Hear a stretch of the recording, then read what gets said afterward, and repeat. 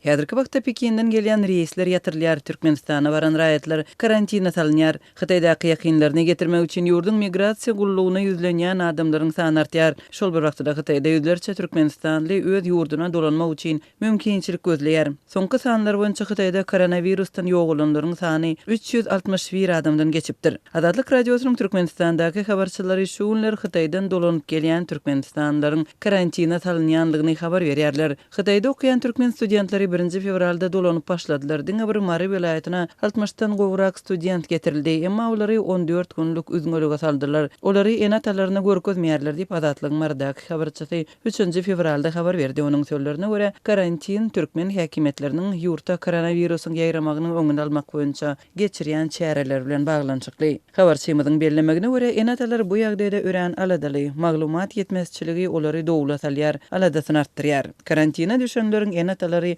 olaryň saklanýan ýeriniň ma'lum edilmegini talap edýärler. Emma häkimetler takyk bir zat aýtman, olary 15 günden goý bermegi wada berýärler, studentleriň saklanýan ýerini ýaşarýarlar diýip Azatlyň habarçysy belliýär. Azatlyň Libap welaýatyndaky habarçysy Türkmenabad şäheriniň eteginde ýokunç keseller hassahanasynyň ýanynda ýörüýte çadyr lageriniň döredilendigini we bu ýerde Hytaýdan gelen raýatlaryň saklanýanlygyny habar berýär. Käbir çaklamalary görä bu ýerde 250 adam saklanýar. Azatlyň Libapdaky habarçysy bu sanlary welaýat resmiýetlerinden tasdikladyp bilmedi. Mundan öň Türkmen News neşri koronawirusyň epidemiýasynyň ojagy bolan Hytaýdan gaýdyp gelýän türkmen raýatlary üçin karantin zonasynyň Libap welaýatynda döredilendigini habar berdi. Libap welaýaty Özbegistan bilen serhetleşýär. 3 fevralda Türkmenistanyň Özbegistan bilen serkedini ýapanlygyny habarçymyz aýdýar. Bu maglumaty özbek media serýeşdeleri hem tasdiklady. Hytaýda koronawirusyň anyklanmagyndan bir aýdan gowrak wagtyň geçmegininden soň Türkmenistanyň Daşary işler ministrligi koronawirusa garşy çäreleriň Türkmenistanda güýçlendirilýändigini ilkinji gezek resmi derejede tasdiklady.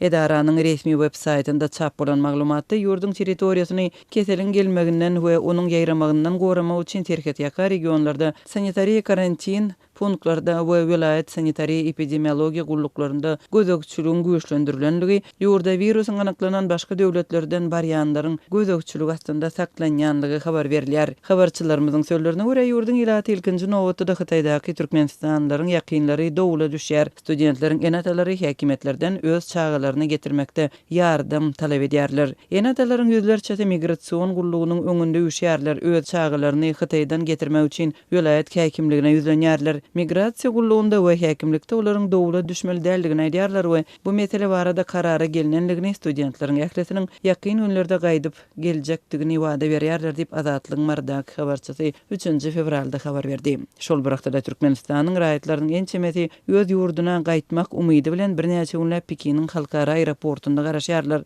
Bu barada habar berýän Hytaýdaky türkmenistanlylaryň Azatlyk radiosyna aýtmagyna görä türkmenistanlylaryň ençemeti Pekiniň aeroportunda 1 fevraldan beri garaşýarlar. Pekin Aşgabat T5608 reýsi 2 fevralda uçmaldy. Emma tekniki sebäplerden ony 3 fevralda geçirdiler. Registrasiýanyň yerli wagt bilen 15:00-da başlanjakdygyny aýtdylar diýip Azatlyň söhbetdeşi 2 fevralda habar berdi. Onuň 3 fevralda aýtmagyna görä türkmen howa ýollarynyň uçary şol gün Pekiniň aeroportuna barypdyr. Bu uçaryň adaty reýs bolup bolmadygyny anyklamak başartmady. 1 fevralda türkmen howa ýollarynyň Pekine gatnaýan reýsleriniň ýatyrylanlygy habar berilipdi.